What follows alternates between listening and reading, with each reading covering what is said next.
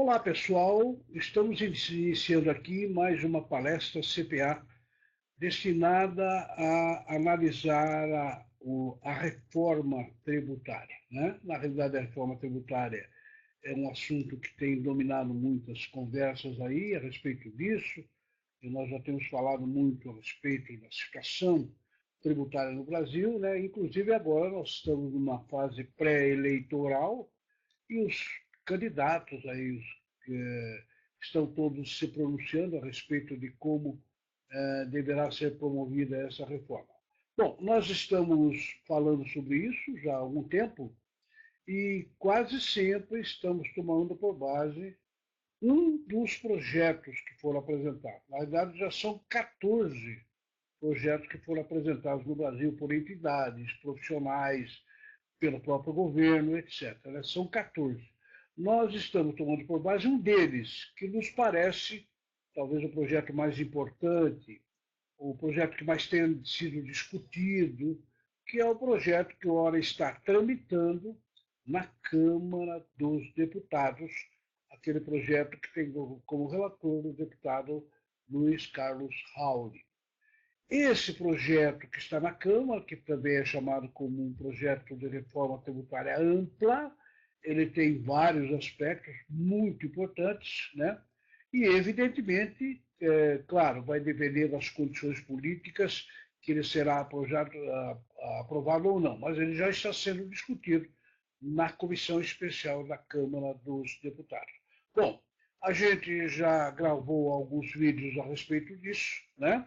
Inclusive o anterior, nós falamos a respeito do IVA, né? O Imposto sobre Bens e Serviços, e agora nós vamos analisar um tributo que está sendo proposto como novo, é um tributo que não existe hoje, e esse projeto, que é a proposta de emenda constitucional 293, ele propõe a criação, a instituição de um tributo novo, que não existe ainda, né?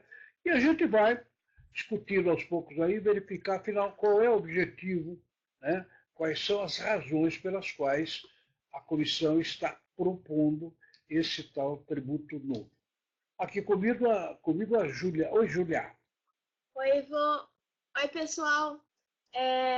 Bom, a contribuição sobre operações com bens e serviços está descrita no artigo 3º da proposta de emenda constitucional 293 de 2004. Isso. A proposta de emenda constitucional, número 293, ela já vem lá desde 2004, tem sido mudada, etc., né? Mas esse artigo 3º que a Júlia se referiu é que propõe a criação, a instituição de um tributo absolutamente novo, né? E aí a gente vai ver os detalhes a respeito disso a partir desse artigo 3º. Bom, eu queria lembrar que esse nosso evento está sendo gravado, e infelizmente não vai ser possível a interação com os nossos assinantes, né? Mas a duração do evento será de 1 hora. E a primeira questão, a primeira pergunta que eu faria para a Júlia é o seguinte: essa tal contribuição sobre operações com bens e serviços incidirá sobre o quê? Bom, incidirá sobre a transmissão paga e a importação de bens, além de prestações pagas de serviços, inclusive os iniciados no exterior. Exatamente. A palavra utilizada pela proposta é transmissão onerosa. A Júlia, para deixar mais claro isso, está com uma transmissão paga, né? Porque nós temos, claro, temos a transmissão gratuita, que não se cobra nada. Mas nesse caso aqui, né, a transmissão onerosa, paga, a venda, né? E nós temos também, além disso, a importação, né, vai incidir sobre as vendas, sobre as receitas, vai incidir sobre a importação de bens, e como a Júlia falou, também sobre a prestação de serviços, inclusive aquelas iniciadas no exterior, desde que, claro, seja também onerosa, isto é, seja paga. Muito bem, então esse inciso número 1, o item número 1, é que trata da regra de incidência dessa que pode vir a ser uma nova contribuição, isto é, um novo tributo, claro, se esse projeto vier a ser aprovado. Muito bem. Vejamos então outros detalhes importantes a respeito disso. Olha, nós vamos chamar essa contribuição sobre operações com bens e serviços, vamos chamar pela sigla CBS.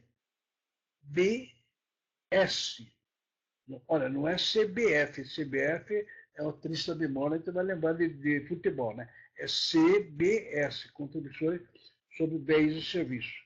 Então, regra de incidência, nós já vimos aí, e agora vamos ver um aspecto muito importante. Afinal, Júlia, qual será a alíquota da CBS?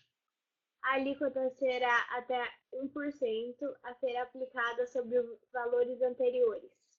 Muito bem, então a alíquota é barata, né? Até que é uma alíquota barata não é ruim de pagar, né? O pessoal não vai ficar muito bravo, porque é até 1%.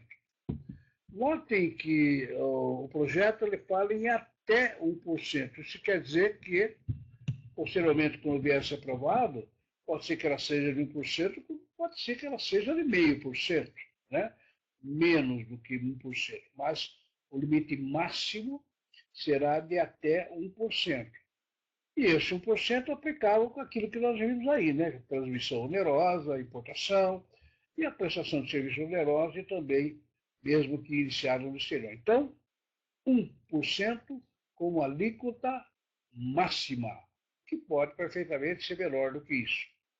Muito bem, então, regra de incidência no inciso 1, alíquota no inciso 2, e agora vamos ver os detalhes, a estrutura de funcionamento dessa CBS, no terceiro item.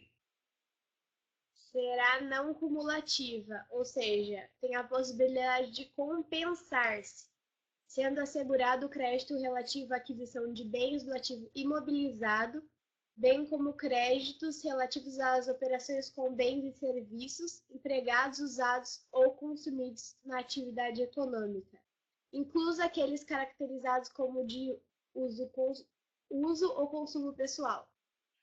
Muito bem, gente. Então, vejam a estrutura de funcionamento dessa CBS, né? Primeiro, será não cumulativa.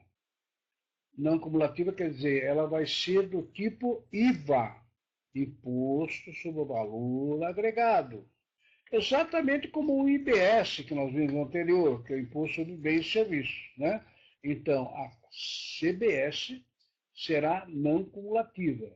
É exatamente por isso que nós estamos chamando essa palestra de cópia temporária do IBS.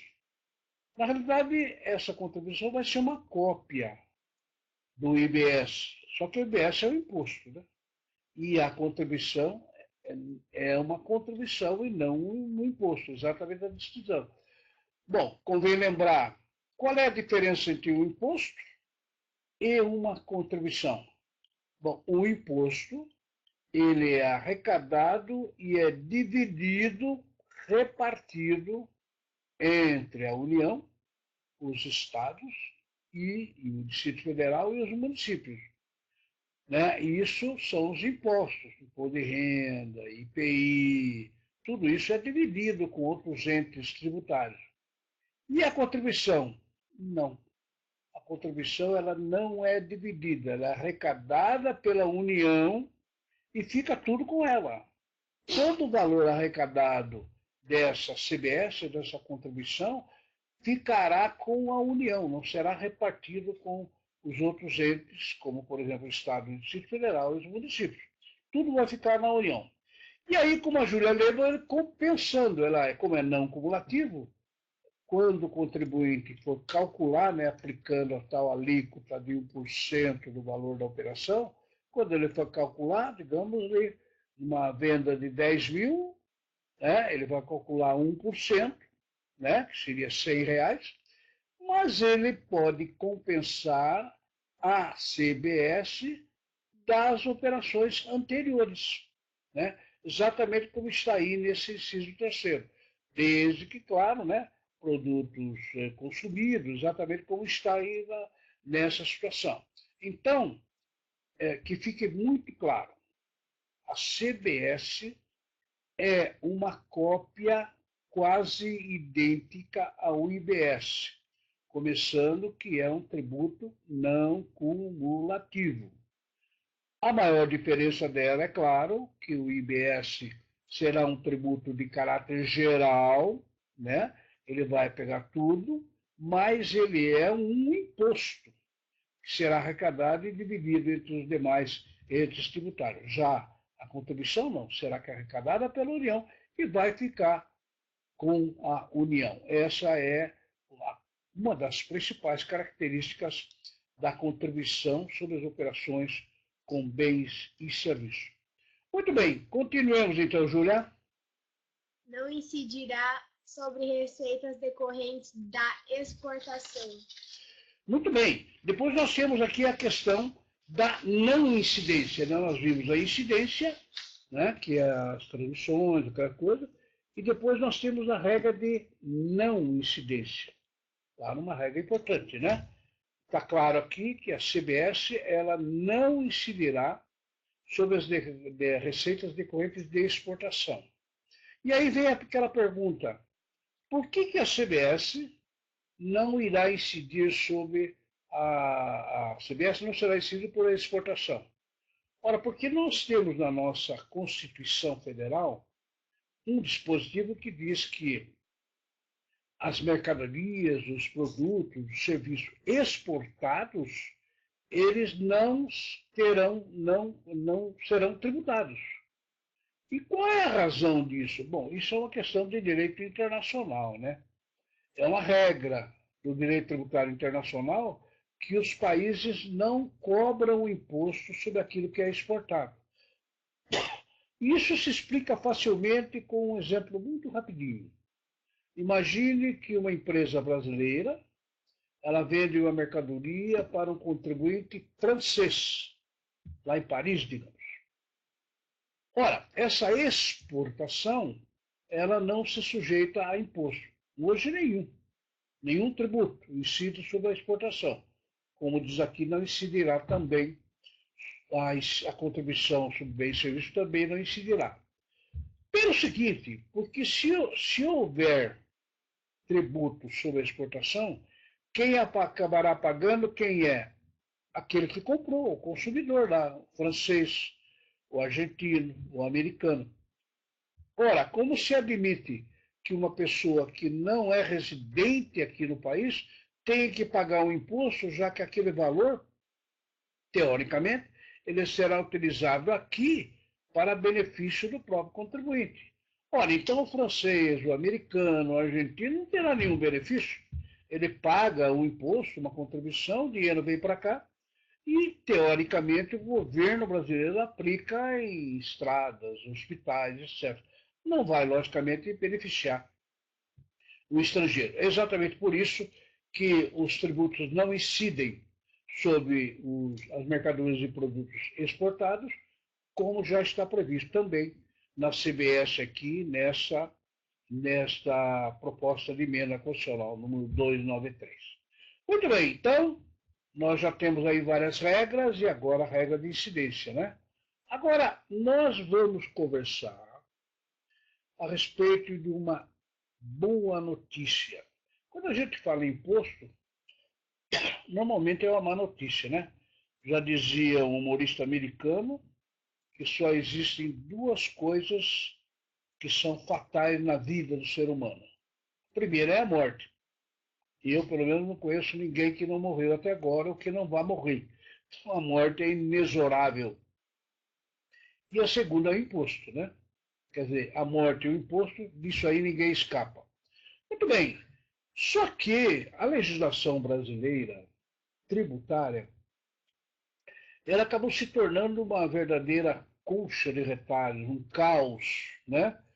Tais foram as normas que concedem renúncias fiscais, vários benefícios políticos que são conseguidos aí pelos nossos representantes lá no Congresso Nacional. Isso tem transformado a legislação tributária num verdadeiro manicômio. Muito bem, o inciso 5º romano desse artigo 3º da PEC 29304, muito prudentemente, prevê a inaplicabilidade dessas vantagens. Então, vamos dar uma lida aí nesse inciso 5º, que diz o que, Júlia? A CBS não poderá ser objeto de isenção. Primeiro, não poderá haver isenção. Não existe produto, ou mercadoria, ou serviço que é isento, segundo o que está dito ali. Olha, isso é ótimo, né? Porque nós temos tantas isenções na legislação do ICMS, por exemplo, do PIS e COFINS, que isso acaba redundando numa complexidade terrível. Então, primeira coisa, não poderá ser objeto de isenção. Mas não é isso não. O que mais? Não poderá ter redução na base de cálculo. Isso. É muito comum na legislação, voltando ao ICMS ou do PIS, em que haja redução da base de cálculo, por um motivo, por outro, por pressão de grupos econômicos, enfim, aquilo que a gente conhece bem em matéria de política. Mas a própria lei, se é que ela vai se converter um dia, já está dizendo, olha, não vai ter redução de base de cálculo. Né? Isso é ótimo. Mas tem uma outra figura aqui que o projeto já está prevendo que será proibido, que é? Ter concessão de crédito presumido. Isso. A figura da concessão do crédito presumido, porque, veja bem, no princípio da não cumulatividade, como nós já vimos anteriormente, quando o contribuinte vai calcular o seu tributo, verifica quanto tem que pagar, ele pode descontar o período anterior, que foi pago anteriormente pelas outras empresas, etc. Né? Esse é o princípio da não cumulatividade, do imposto sobre o valor agregado.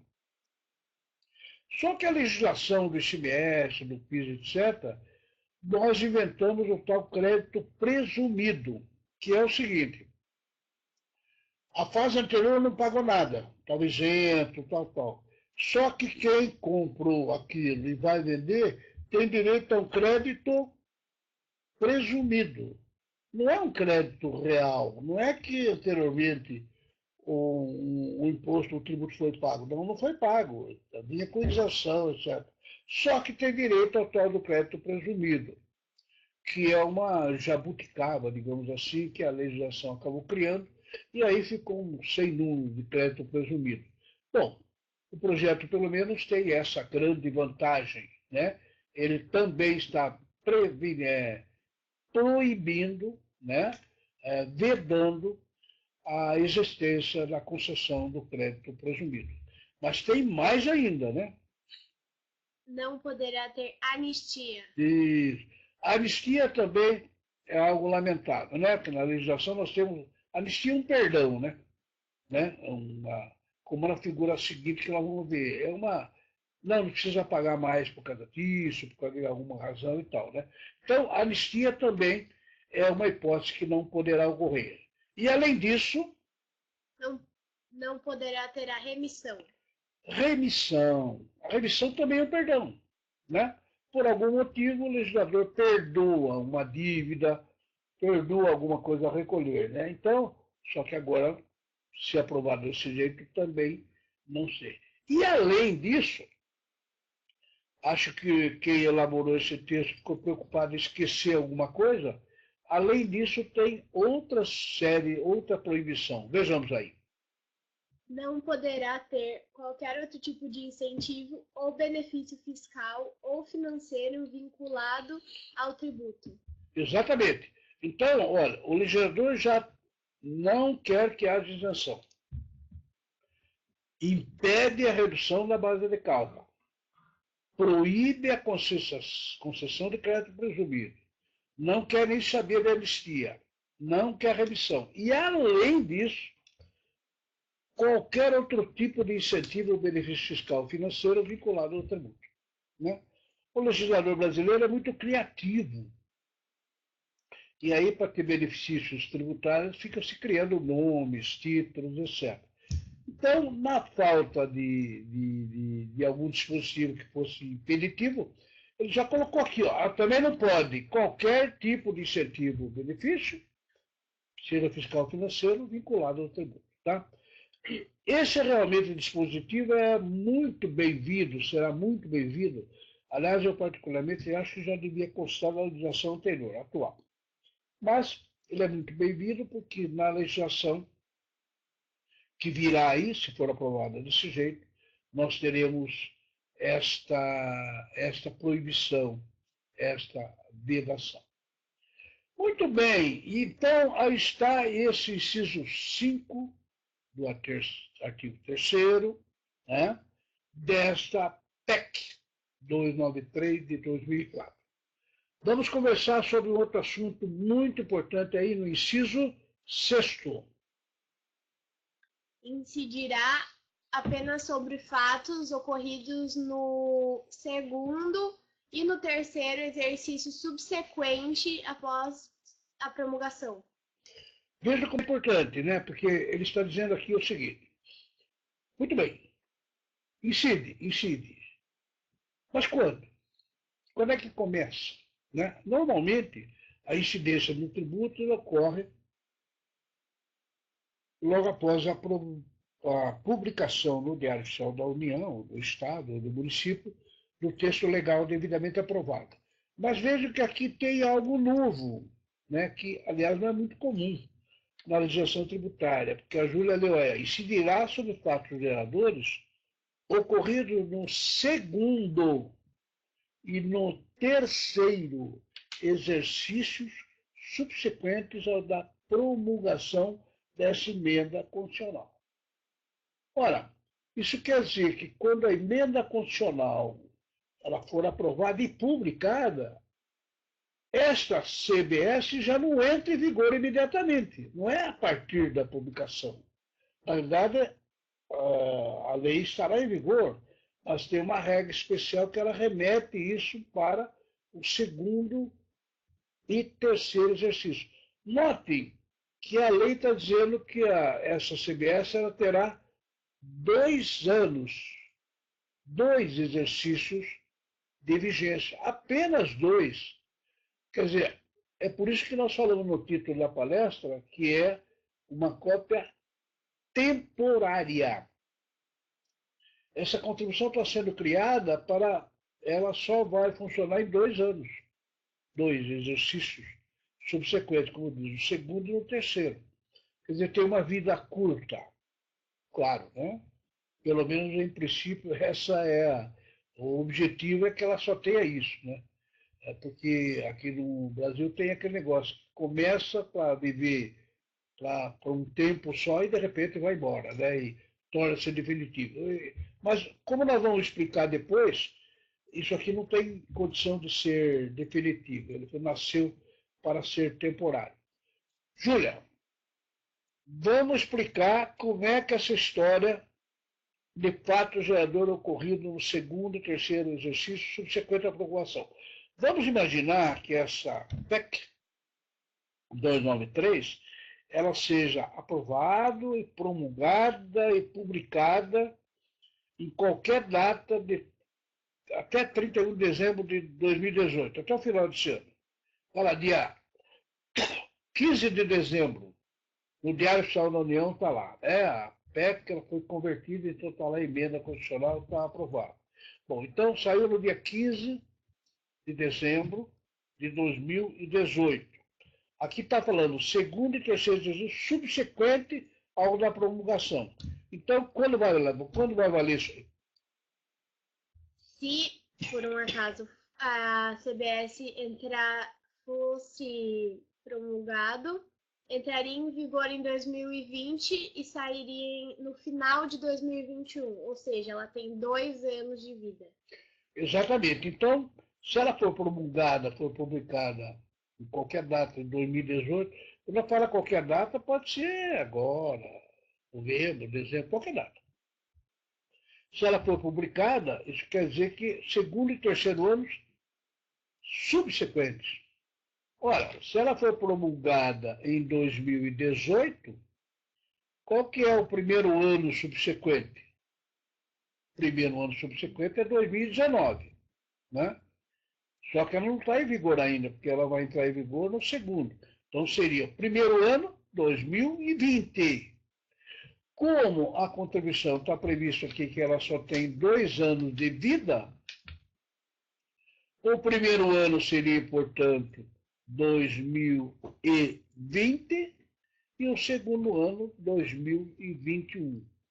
Interessante, né?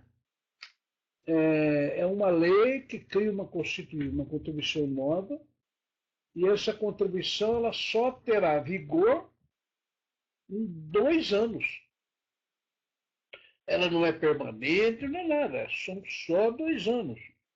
E o primeiro, e é o segundo e terceiro exercício subsequente ao da promulgação, ou da publicação. Né? É realmente um fato muito raro. A legislação tributária nossa não é desse jeito aí. Tem alguns prazos, mas não é dessa forma. Aqui não. Então são 2 exercícios e a partir do então seria o segundo e o terceiro. Bom, posteriormente nós vamos conversar mais um pouco a respeito dessa vigência, porque todo mundo sabe, né, que nós estamos num período pré-eleitoral. As eleições nossas serão no dia 7 de outubro, primeiro turno. E depois nós teremos o segundo turno no dia 27 de outubro. Então, como nós estamos no período eleitoral, os especialistas, e eu me incluo dentro disso aí, eles acham que haverá muito problema de se aprovar uma lei, uma reforma tributária agora, neste ano, né? O Congresso Nacional atualmente está em recesso, volta no dia 7, né? O dia 7 de agosto.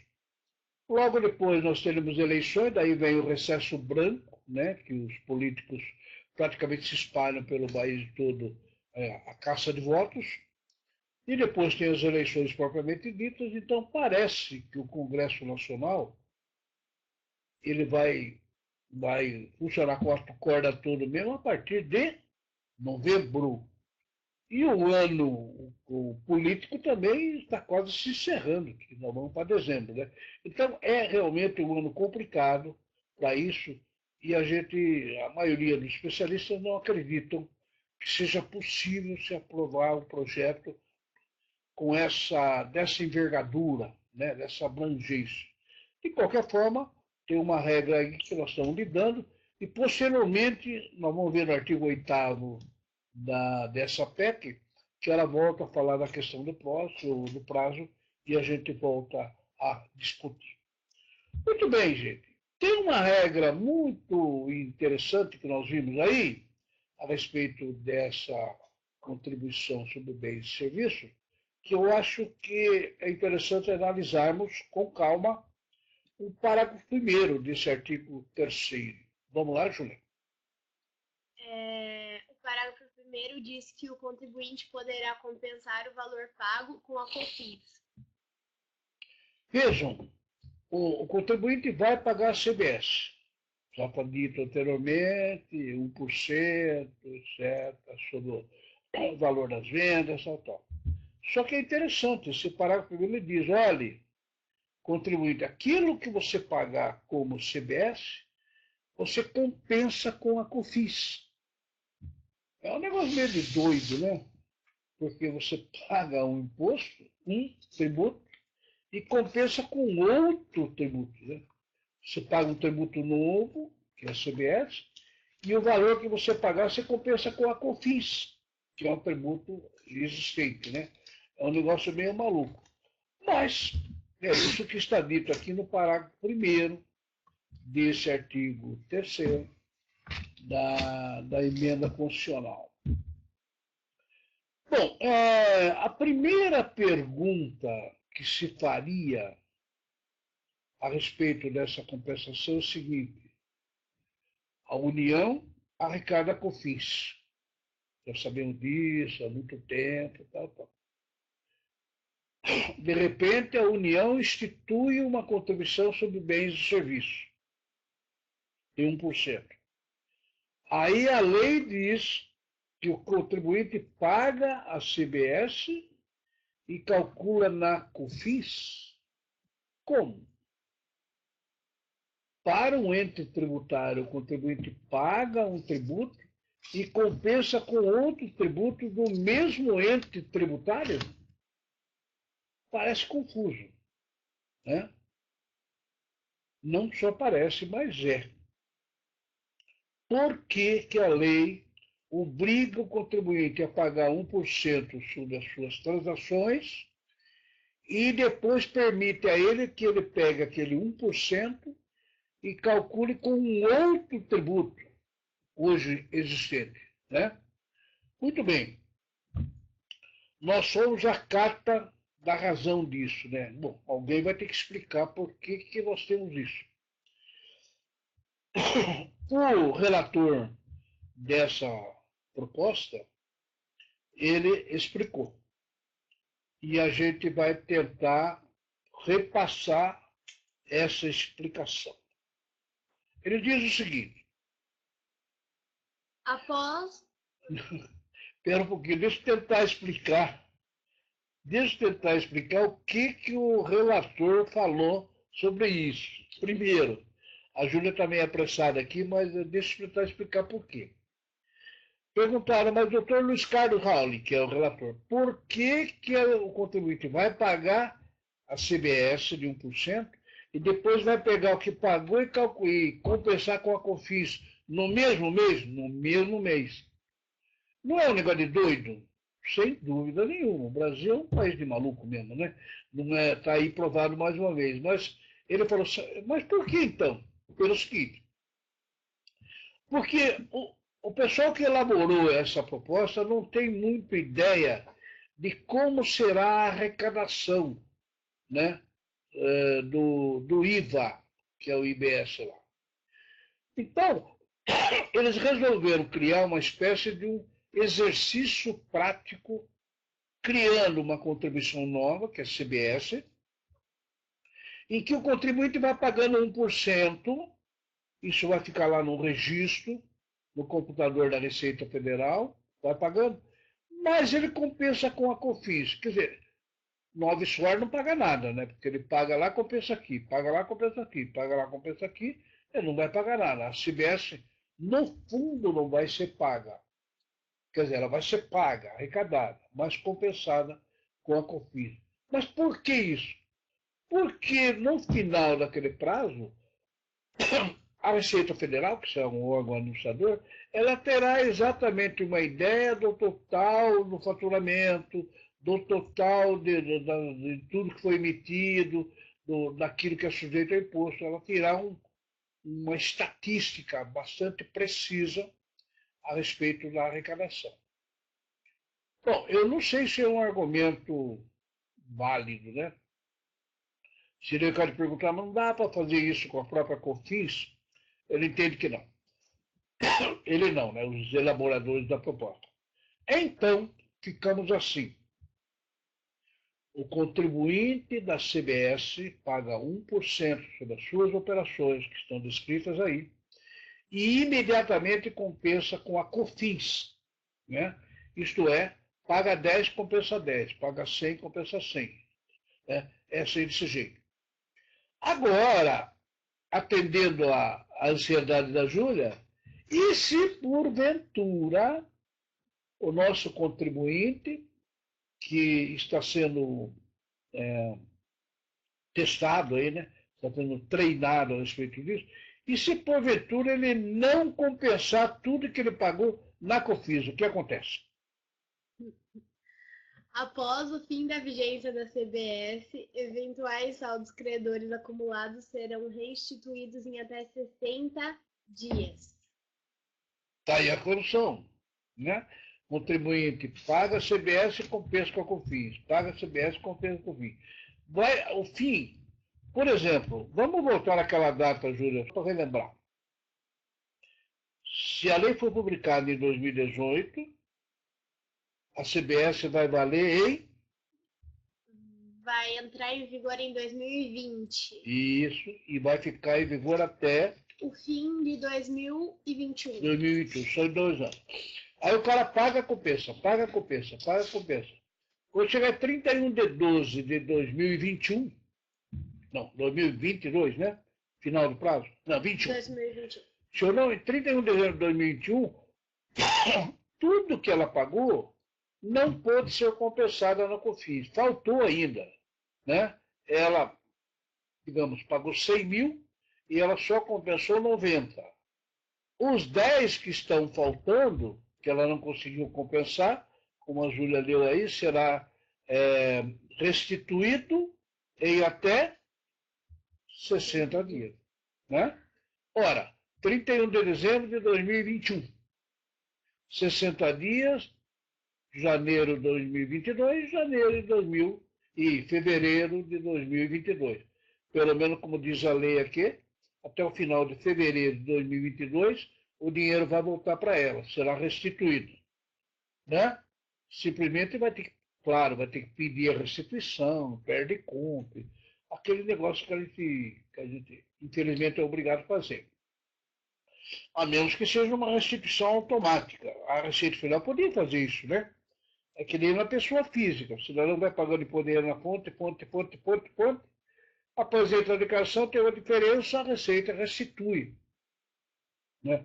É provável que ele faça assim, né? Porque é possível, com todos os controles que a Receita Federal possui, é possível que ela faça uma restituição praticamente automática. Né? Mas convém não contar muito com isso aí, quem sabe o que acontece. Muito bem, mas daí tem outra situação. Pagou, compensou, sobrou o valor que ele não conseguiu compensar 31 de dezembro de 2021. Pede a restituição. Né? Mas vamos supor que a tal restituição não venha, não chegue. O que o contribuinte precisa fazer? Caso não seja feita a restituição no prazo previsto, o contribuinte pode compensar o saldo credor acumulado na apuração do CBS, ou seja, Imposto sobre Bens e Serviços. Do IBS, perdão. Imposto sobre Bens e Serviços. Então, quer dizer, ele paga a CBS e vai compensando na COFINS. Se não puder compensar, aí ele pede restituição. Se além disso não receber restituição, ele vai compensar onde? No IBS. Vejam que são 3 tributos envolvidos numa só operação. Né? Primeiro paga a CBS, compensa na COFINS. Depois, se não conseguir compensar tudo, pede a restituição. Se a restituição não chegar nos 60 dias daí, aí resta o quê? Aí ela compensa no IBS. Agora é bom lembrar o seguinte, o IBS ele já estará funcionando em 2021, ele já terá sido instituído em 2021. Bom, isso é algo que nós veremos na sequência, né? Porque, veja bem, até aqui a gente já entendeu que tudo bem, é assim, haverá essa compensação, se não der, volta tal. Só que agora tem um aspecto importante, que essa estrutura que está sendo montada aí, ela está muito na dependência de quando é que o tributo vai realmente ser instituído, arrecadado e controlado. Isso é muito importante, é vital para isso. Né? E aí nós podemos fazer um salto, saindo do artigo 3º, né? Porque o artigo 3º ele falou da CBS. CBS é assim, funciona assim, alíquota, o recolhimento, compensa, só na CBS. Agora vamos falar a respeito da vigência de toda a emenda constitucional. Né? E toda a emenda constitucional está no artigo 8º. Tá? No artigo 8º é onde está a questão da emenda constitucional e a sua vigência para entrar em vigor. Né? Então, vamos dar uma lida aí no artigo 8º, Julia? no primeiro item já está disposto que a gente já falou anteriormente sobre a CBS. Em relação ao artigo 3º, a CBS, a partir do segundo exercício subsequente ao de sua publicação. Exatamente. O artigo 3º, lembrando, é a contribuição sobre bens e serviços. Ora, em relação a ela, a vigência entrará em vigor quando? No segundo exercício subsequente à sua publicação. Publicou em 18, entra em vigor em 20, que é o segundo mês subsequente. Agora vem a pergunta, e em relação aos demais artigos? Né? Porque, na realidade, a emenda constitucional tem vários artigos. O artigo 1º, que vai várias alterações na Constituição Federal, depois tem o 1º, 2º, 3º, e vai por aí afora. São ao todo 12 artigos. Então, seria o caso de perguntar, e nos demais artigos, qual é o prazo da vigência? Isso está no inciso 2 do artigo 8º. Os outros impostos começarão a vigência no quarto exercício subsequente. Ao da publicação. Então, não só em relação a, você falou em relação aos demais impostos, mas em relação a todos os demais artigos, né? Todos eles. Então, é interessante que essa emenda constitucional, ela tem um artigo, que é o 3º, que ele vai entrar em vigor a partir da data que está aí, que é o segundo exercício subsequente da publicação. Enquanto que todos os demais artigos, como diz aqui, eles entrarão em vigor no quarto exercício subsequente ao da publicação. Júlia, nós conversamos a outra vez que a lei foi publicada em 2018. Mas e se não for? Vamos imaginar que aí nós estamos de presidente novo, não deu, o Congresso não votou agora em 2018, mas a lei foi publicada em 2019. Como é que vai funcionar aí agora, se ela for publicada em 2019? Se for promulgado e publicado em 2019, entrará em vigor em 2022 e terminará em final de 2023. Então tá bom. Então, se for 2019, a CBS, ela entra em vigor, não, no segundo ano, seria 21, né? Então, ela começa em 2021 e ela vai terminar em 2022. É isso, né? Porque são 2 anos. E os demais? E a IBS, o imposto seletivo, esses entrarão em vigor quando? Eles entrarão em vigor em 2024. Isso, que seria o quarto exercício subsequente da publicação. Será que 23? Não. Se for publicado em 2019, digamos, foi publicado, não em 18, mas em 19. Aí você vai pegar 20, que é o primeiro, 21, que é o segundo, que começa a CBS, 22, que termina a CBS, e 23, que começa o IBS. Né? Então, por quê? Porque essa publicação, que era em 18, ela empurrou um ano. Né? Então, publicou em 2019, primeiro, 2020. Acontece alguma coisa no primeiro ano? Não. Pela lei, não. No segundo ano acontece alguma coisa? Acontece, que é a CBS. Então, 2021. Né? E no terceiro ano, acontece alguma coisa? Continua acontecendo a CBS. 2022. E no quarto exercício, que é 2023, aí sim vai começar o IBS, aí vai começar o seletivo e as demais coisas. Não é isso? É desse jeito. Agora, claro, a gente poderia ficar brincando aqui de ano e nem sei até onde teria, mas vamos imaginar que essa reforma. Bem, é bom lembrar que essa reforma tributária nós estamos tentando fazer há 30 anos. Tá?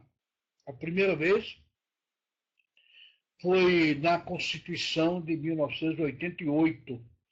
Então, há 30 anos que o Brasil está tentando fazer uma reforma tributária.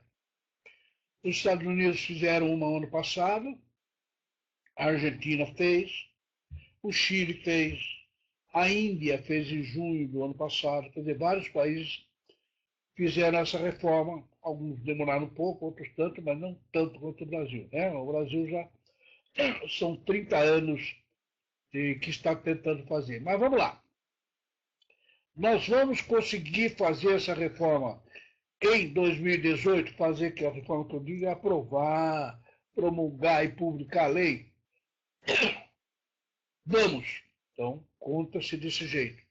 Ah, não deu tempo. 2018, eleição, Copa do Mundo, não sei o que lá, ficou para 2019. Empurra um ano. Ah, em 19 também não deu certo, o presidente entrou, estava começando, tal. Ficou para 2020. Empurra mais um ano. Ok? É claro, nós estamos falando essa história de empurra um ano, tal, de acordo com a PEC 293. Os outros projetos que a gente já pesquisou não tem esse esquema de prazo. Até porque os outros projetos. O único projeto que está prevendo até agora uma nova contribuição sobre bens é este. Os outros 13 projetos, nenhum fala de criar uma nova contribuição. Já é completamente diferente, tem prazos diferentes, etc. Né? Voltando a repetir. Nós estamos trabalhando com base na PEC 293, que está tramitando na Câmara dos Deputados, porque imaginamos que é a proposta que mais tem probabilidade de ser aprovada um dia. Que nos parece. É aquilo que está sendo mais discutido, né? Os candidatos falam mais dela, vários presidenciáveis já falam, não, nós vamos adotar aquele projeto, nós vamos fazer a reforma desse jeito, tal. Então, há uma ideia geral de que talvez a PEC 293, de 2004, ela venha a ser convertida, e se não for, será algo parecido. Existe uma entidade em São Paulo, que é a CCIF, que é o Centro de Cidadania Fiscal, que tem um projeto também grande, também amplo, mas que é bastante parecido com esse que está lá. Certo?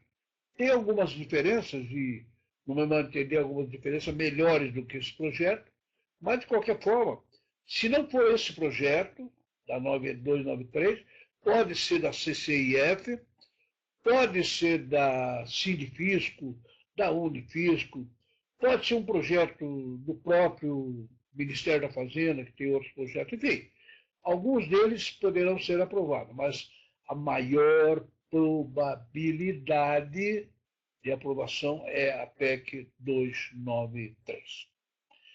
Muito bem, Júlia. Tá certo, então? Como é que aprendeu bem agora a contagem, né? Agora a Júlia aprendeu bem a contagem e quando vier aí nós saberemos. Muito bem, gente. Depois nós temos uma outra questão aí no artigo 8º, que ele fala da questão da vigência, né? Mas tem um parágrafo único aí que ela é muito importante, né? Em princípio, pode parecer que não, mas ela é muito importante. Vamos dar uma lida bem calma aí desse parágrafo único, Juliano. No parágrafo único diz que as normas regulamentadoras das alterações no sistema tributário nacional em que essa emenda constitucional promove poderão ser editadas a partir da data de sua publicação. Muito bem. Isso quer dizer que se for publicado no dia 15 de dezembro de 2018, já poderão ser publicadas as normas regulamentadoras. Inclusive aquele regulamento que nós vimos lá no IBS, o regulamento único no país do IBS. É uma norma regulamentadora. Pode ser que o tributo não esteja em vigor ainda, não tem problema. Mas a norma reguladora já pode ser aprovada por antecipação. Aliás, diga-se de passagem, né? Eu acho que seria muito mais conveniente. Imagine que os órgãos de governo, etc., eles já vão preparando essa norma regulamentadora, pouco a pouco, já vão editando, já vão aprovando, e depois vai falar, olha, isso aqui vai entrar em vigor quando o imposto entrar em vigor. Ótimo! É ótimo que você tenha um imposto, uma contribuição, uma regra, cuja regulamentação já está pronta. Se realmente acontecer isso, será o melhor dos mundos, né? A gente tem que confiar em alguma coisa e eu confio nisso aí, né? Muito bem, então, aqui está muito claro. As normas regulamentadoras de todas as alterações do sistema tributário nacional, promovidas por esta emenda constitucional, a 293, poderão ser editadas. Então, a própria emenda constitucional está dizendo, olha, pode ir fazendo as alterações. E aí a gente perguntaria, mas que normas regulamentadoras são essas? Todas. É o regulamento do IBS, é o regulamento do Imposto de Renda, é o regulamento da CBS, tudo que restar terá, porque, é claro, quando você faz uma alteração desse tamanho, dessa importância, dessa envergadura, certamente isso tem reflexo nas legislações. Não a legislação que vai ser aprovada, mas também a legislação que existe hoje e que vai continuar. Então tudo terá que ser regulamentado. Bom, para nós termos uma ideia do tamanho e da importância e da gravidade dessa regulamentação, eu queria lembrar o seguinte. A emenda constitucional 293 de 2004, supondo que ela seja aprovada, ela tem 14 artigos, se não me engano, vai ocupar várias páginas, tal, né? Mas da emenda constitucional, o relator já disse que deverão ser editadas 8 leis complementares. 8 leis complementares.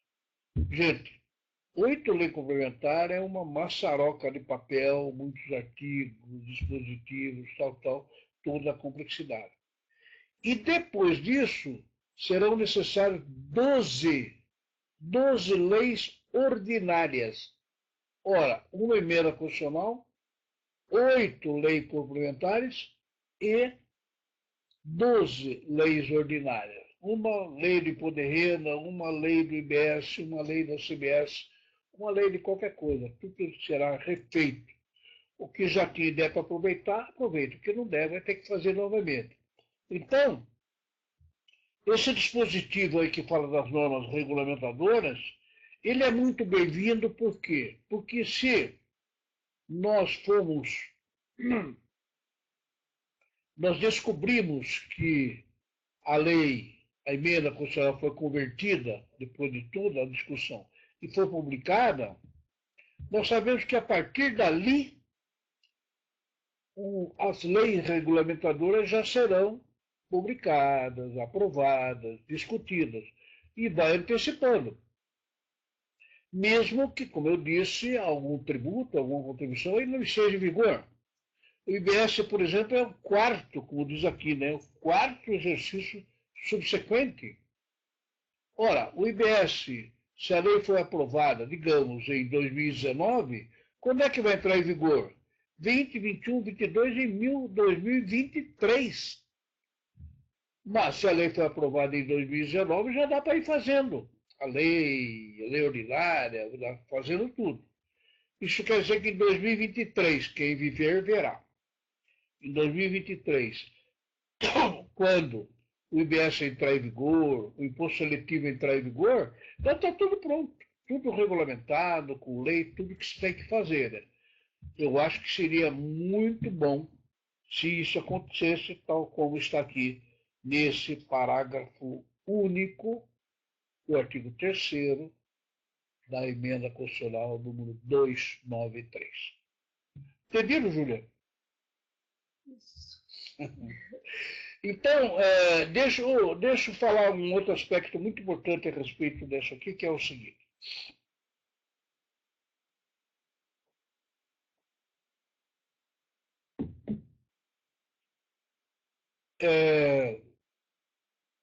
A situação atual dessa emenda constitucional 293 era estar numa comissão especial da Câmara dos Deputados, né? Quem tiver curiosidade de verificar isso aí é muito fácil. Entra no site da Câmara, né? Que é câmara.gov.br, vai numa área chamada atividade legislativa. Naquela área você vai encontrar comissões permanentes e comissões temporárias.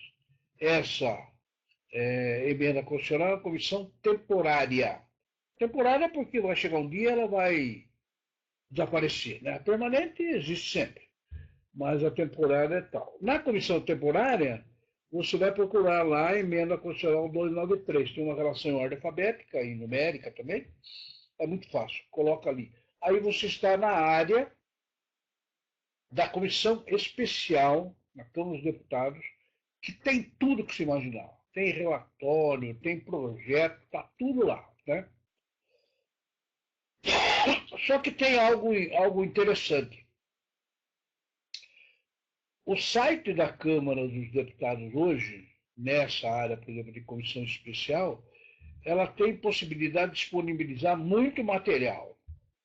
E ela, como eu digo, disponibiliza todo o texto que foi produzido até hoje. Só que existe uma comissão especial, que tem um presidente, um secretário, um relator, e são 35 membros, 35 deputados, que se reúnem semanalmente. Toda semana, pelo menos tem ocorrido até agora, toda semana, às terças-feiras, agora não, porque nós estamos no recesso, né? Os deputados estão de férias.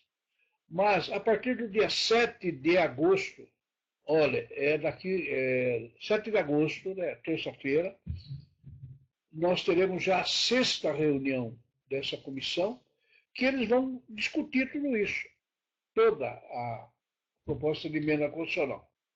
E o que vai acontecer? Essa comissão vai discutindo, tal. Só que para fazer essa discussão, além dos 35 membros, a comissão convida pessoas especialistas, que entendam da matéria e queiram discutir, convida para ir lá. Por exemplo, a comissão, segundo diz o presidente, ela deve convidar todos os presidenciáveis. Todas as pessoas que estão a apresentar a sua candidatura para presidente serão convidadas. Irão lá discutir tal. Semana que vem, se não me engano, é o Henrique Meirelles, que era o nosso ministro da Fazenda, que vai ser candidato a presidente. Ele é um dos candidatos. Ele vai estar lá. E, enfim, eles vão convidar todo mundo. Segundo dizem, todos os presidenciáveis estarão lá, né, nas reuniões. Então é muito interessante. Por quê? Porque essas reuniões elas são, primeiro, transmitidas ao vivo pela TV Câmara, ao vivo.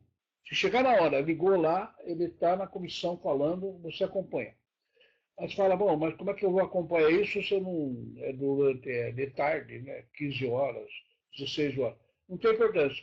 Aquilo está gravado. Você pode assistir a hora que você quiser, 24 horas por dia, tudo, né? Então, além disso, eles vão convidar alguns especialistas, né? Um dos convidados seria o Ives Gandra, da Silva Martins, um grande tributarista brasileiro. Outro convidado será o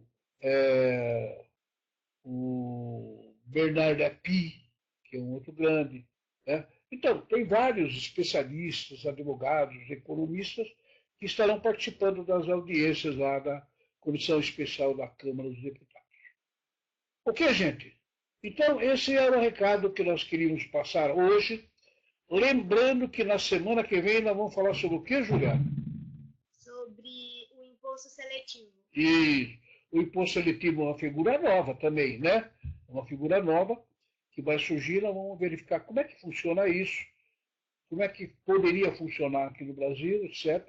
Inclusive, levando em consideração os exemplos do direito tributário internacional. Muito bem, Julia.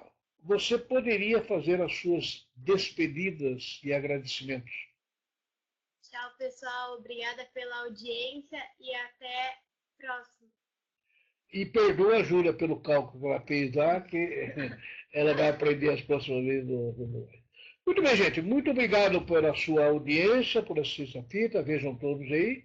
E a gente vai depois dar continuidade a essa análise. E o próximo tema, que é muito importante, é o imposto seletivo. Muito obrigado.